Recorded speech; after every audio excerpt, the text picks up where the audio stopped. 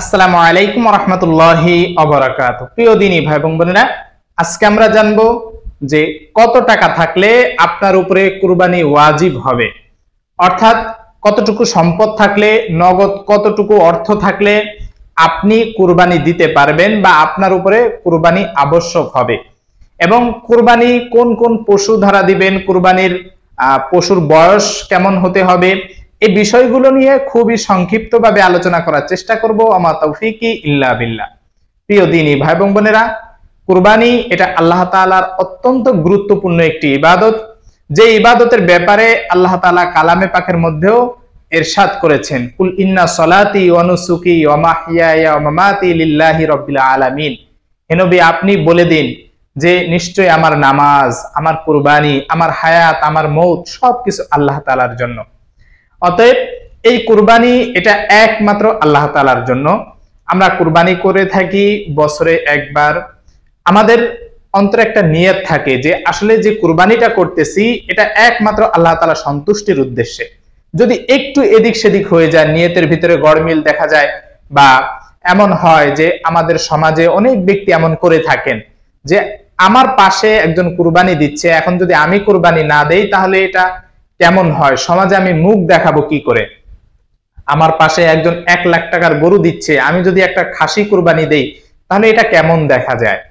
এমন নিয়ত যদি থাকে তাহলে সেটা কুরবানি নয়, বরং মানুষকে দেখানোর উদ্দেশ্যে এটা করা হয়। আর এটা আল্লাহ তাআলার দরবার পর্যন্ত পৌঁছায় না, এবং এটার নামও কুরবানি নয়, শুধুমাত্র গোশত খাওয়া হয়ে থাকে। অতএব প্রিয় দিনী ভাই এবং বোনেরা, এই কুরবানি, এই ইবাদত এটা যেন একমাত্র আল্লাহ তাআলার জন্য হয়। অবশ্যই আপনার কুরবানির পশুটা সুন্দর হতে হবে, যেহেতু আল্লাহ তাআলার জন্য আপনি উৎসর্গ করবেন বা কুরবানি করবেন। সেই ক্ষেত্রে সেই পশুটা আপনার ছোট হোক, অল্প দাম হোক, অর্থাৎ আপনি 15-20 হাজার টাকার একটা খাসি দিলেন, অথবা 50-60 হাজার টাকার একটা গরু দিলেন আপনার সামর্থ্য অনুযায়ী, কিন্তু সেটা যেন সুন্দর হয় এবং ত্রুটি মুক্ত হয়। যে যে ত্রুটির কারণে কুরবানি দেওয়া, সেই পশুকে কুরবানি দেওয়া জায়েজ নাই, আপনি সেই ত্রুটি মুক্ত পশু কিনবেন এবং সুন্দর যেন হয়, এদিকে লক্ষ্য রাখবেন। তো প্রিয় দিনী ভাই এবং বোনেরা, আমরা জেনে নেই যে কোন ব্যক্তির উপরে কুরবানি দেওয়া ওয়াজিব। যদি কোনো ব্যক্তির জিলহজ মাসের 1 থেকে কুরবানি পর্যন্ত এই সময়ের ভিতরে কারো নেসাব পরিমাণ সম্পদ থাকে, অর্থাৎ যাকাতের নেসাব কুরবানির নেসাব একই, যদি 7.5 ভরি স্বর্ণ অথবা 52.5 তোলা রূপা যদি থাকে, অথবা এই পরিমাণ নগদ অর্থ থাকে, তাহলে সেই ক্ষেত্রে তার জন্য কুরবানি দেওয়া ওয়াজিব হয়ে যায় বা আবশ্যক হয়ে যায়। বর্তমান সময়ে 52.5 তোলা রূপা 1 লাখ বা সামথিং একটু হবে, 1 লাখ থেকে 1,20,000 হতে পারে। তো সেই ক্ষেত্রে আপনার অনেক সময় দেখা যায় যে এই টাকাটা অনেকেরই থাকে, তো তার উপরে কুরবানি ওয়াজিব হয়ে যায়। এখন কথা থাকতে পারে বা প্রশ্ন থাকতে পারে যে আমার কাছে 1,20,000 টাকা আছে, একটা গরু কিনতেই তো আমার 1 লাখ চলে যায়, সেই ক্ষেত্রে আমি কি করব? একটা খাসি দিয়ে কিন্তু কুরবানি করা যায়। অতএব 10-15 হাজার টাকার ভিতরে আপনি একটা খাসি কুরবানি দিতে পারেন, কোনো অসুবিধা নেই। তো আপনার যদি এই সম্পদ থাকে, এই পরিমাণ সম্পদ, তাহলে আপনার উপর কুরবানি ওয়াজিব হয়ে যাবে। যে কুরবানি আপনি কোন কোন পশু দ্বারা দিবেন। কুরবানির জন্য নির্দিষ্ট কিছু পশু রয়েছে, সেটা হচ্ছে গৃহপালিত 4 পাওয়ালা পশু এবং হালাল পশু, যেমন উট, গরু, মহিষ, দুম্বা, ভেড়া এবং ছাগল। উটের ক্ষেত্রে যদি বয়স ধরা হয় তাহলে সর্বনিম্ন 5 বছর হতে হবে তার বয়স। এই 5 বছরের কম যদি হয় তাহলে সেটা দ্বারা কুরবানি দেওয়া জায়েজ নাই। গরু এবং মহিষের ক্ষেত্রে বলা হয়েছে যে কমপক্ষে 2 বছর বয়স হতে হবে, অন্যথায় এই গরু এবং মহিষ দ্বারা আপনি কুরবানি দিতে পারবেন না। আর দুম্বা, ভেড়া, ছাগল এগুলোর ক্ষেত্রে বলা হয়েছে কমপক্ষে 1 বছর। 1 বছর কম যদি হয় তাহলে এই পশু দ্বারা আপনি কুরবানি দিতে পারবেন না। অতএব আপনি এই পশু নির্বাচনের ক্ষেত্রে অবশ্যই যাচাই বাছাই করবেন যে কোনো খুদ না থাকে, লেজ কাটা না থাকে, শিং ভাঙা না থাকে, বা দাঁত যদি না ওঠে একেবারে, বা দাঁত ঝরে যায়, বা কান কাটা থাকে, এগুলো লক্ষ্য রেখে আপনি অবশ্যই কুরবানির পশু নির্বাচন করবেন এবং বয়স নির্বাচন করবেন। এরপরে আপনি ওই পশু দ্বারা কুরবানি দিবেন, এবং আপনার নিয়ত যেন একেবারে খালেস থাকে, নেক নিয়ত থাকে যে আমার সামর্থ্য অনুযায়ী আমি কুরবানি দিচ্ছি, আমার উপর ওয়াজিব হয়েছে এবং এটা একমাত্র আল্লাহ তাআলার জন্য। এভাবে নিয়ত করে আপনি কুরবানি দিয়ে দিবেন। এখন অনেকেরই প্রশ্ন থাকে, তো কুরবানির ভাগের সাথে আপনি আকিকা দিতে পারবেন কিনা। এক্ষেত্রে কুরবানির ভাগের সাথে আপনি আকিকা দিতে পারবেন, এটা জায়েজ রয়েছে। আকিকা হচ্ছে কোন একটা সন্তান যখন জন্মগ্রহণ করে, ওই সন্তানের হক থাকে পিতামাতার প্রতি, যে সন্তান দুনিয়াতে এসেছে শুকরিয়া আদায় স্বরূপ, আল্লাহ তাআলার কাছে শুকরিয়া আদায় স্বরূপ ওই পিতামাতা ওই সন্তানের জন্য খাসি বা গরু আকিকা দিয়ে থাকে।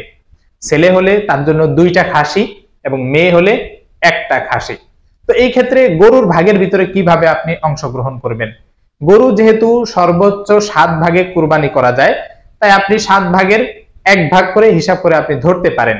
অর্থাৎ যদি আপনি ছেলের জন্য দিয়ে থাকেন তাহলে সেই ক্ষেত্রে 2 ভাগ থাকবে আকিকা দেওয়ার জন্য, এবং মেয়ে যদি হয় তাহলে সেই ক্ষেত্রে আপনি 1 ভাগ আলাদা রাখতে পারেন আকিকা দেওয়ার জন্য। যেমন ধরে নেই যে কেউ একটা গরু কিনলো, এখন সেইখানে 6 ভাগ আপনি কুরবানির উদ্দেশ্যে দিবেন, আর 1 ভাগ আপনি কোনো মেয়ে যদি থাকে তার আকিকা দেওয়ার নিয়ত করেছেন, আপনি সেই 1 ভাগ মেয়ের উদ্দেশ্যে আকিকাত করবেন। এইভাবে আপনি দিতে পারেন, কোনো অসুবিধা নেই। কুরবানির পশুর একই পশুর সাথে আপনি আকিকার অংশ দিতে পারবেন, এটা অসুবিধা নেই। এবারে কুরবানির পশুর গোশত আপনি কিভাবে খাবেন, কিভাবে বিলাবেন, এই সম্পর্কে বিভিন্ন মতামত রয়েছে। যে কেউ বলেছে এটা মুস্তাহাব, কেউ বলেছে এটা সুন্নত, যে কুরবানির যে গোশত রয়েছে এগুলো 3 ভাগ করা। মূলত এটা মুস্তাহাব বলা হয়ে থাকে, যে নির্দিষ্ট 3 ভাগ করতেই হবে এমনটি নয়। আপনি এই কুরবানির গোশত 3 ভাগ করতে পারেন, 1 ভাগ নিজের জন্য রাখতে পারেন, 1 ভাগ অসহায় গরিব তাদেরকে বিলাতে পারেন, আর 1 ভাগ আপনার আত্মীয় স্বজন যারা রয়েছে তাদেরকে দিতে পারেন। মূলত আপনি চাইলে পুরোটাও বিলাইতে পারেন, আবার আপনি চাইলে পুরোটাও সংরক্ষণ করে খেতে পারেন, কোনো অসুবিধা নেই। তবে মনে রাখতে হবে যে আমার আশেপাশে অনেক অসহায় গরিব থাকে, আমার ঘরে কুরবানির সময় অনেক গরিবরা আসে এক টুকরো গোশত খাওয়ার জন্য, তারা সারা বছর অপেক্ষা করে থাকে যে কুরবানি দিবে বিত্তশালীরা, আমরা যাবো একটু তাদের থেকে একটু নিব, এইভাবে তারা আশা করে থাকে। অতএব প্রিয় দিনী ভাই বোনেরা, আপনাদের সামর্থ্য অনুযায়ী যতটুকু পারেন আপনার আশেপাশে অসহায় যারা কুরবানি দেয় নাই এমন ব্যক্তিদেরকে চেষ্টা করবেন আপনার অংশ থেকে একটু হলেও তাদেরকে এই কুরবানির গোশত দিয়ে শরীক করার জন্য। কুরবানি এইভাবে দিবেন। কুরবানি হচ্ছে এটা আল্লাহ তাআলার অত্যন্ত গুরুত্বপূর্ণ ইবাদত, যে ইবাদত হযরত ইব্রাহিম আলাইহিস সালাতু ওয়াস সালামের মাধ্যমে শুরু হয়েছে।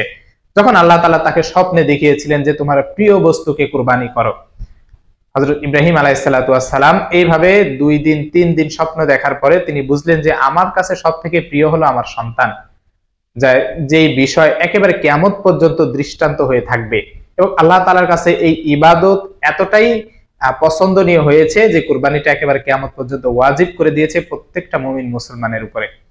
অতএব কুরবানি হচ্ছে অন্তরকে কুরবানি করা, কুরবানি হচ্ছে নিজেকে উৎসর্গ করা, অর্থাৎ আল্লাহ তাআলার জন্য সঁপে দেওয়া, নিজের নিয়ত খালেস করা। আমি যে কুরবানিটা করছি, আমার যে পশু হতে পারে গরু, হতে পারে ছাগল, ভেড়া, মহিষ, দুম্বা বা উট, যেটাই দেই না কেন এটা যেন আল্লাহ তাআলার জন্য হয়।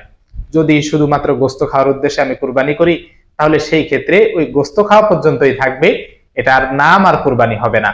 এটা আল্লাহ তাআলার পক্ষ থেকে একটা পরীক্ষা হতে পারে যে বান্দা গোশত তো তুমিই খাইবা, এই গোশত বা মাংস বা রক্ত এগুলো আমার দরবারে কিছুই পৌঁছায় না, শুধুমাত্র তোমার অন্তরে যে নিয়তটা রয়েছে এই নিয়ত শুধুমাত্র আমার দরবারে পৌঁছায়। অতএব প্রিয় দিনী ভাই বোনেরা, অন্তরকে খালেস করতে হবে, নিয়ত ঠিক করতে হবে, তাহলে আপনার কুরবানিও আল্লাহ তাআলার দরবারে কবুল হয়ে যাবে, আর এমনিতে আপনি গোশত ফ্রি ফ্রি খেতে পারবেন, কোনো অসুবিধা নেই। আল্লাহ তাআলা আমাদের সকলকে এই কুরবানি সহিভাবে সঠিকভাবে করার তৌফিক দান করুন। আমিন ওয়া আখিরু দাওয়ানা আলহামদুলিল্লাহি রাব্বিল আলামিন। আসসালামু আলাইকুম ওয়া রাহমাতুল্লাহি ওয়া বারাকাতুহু।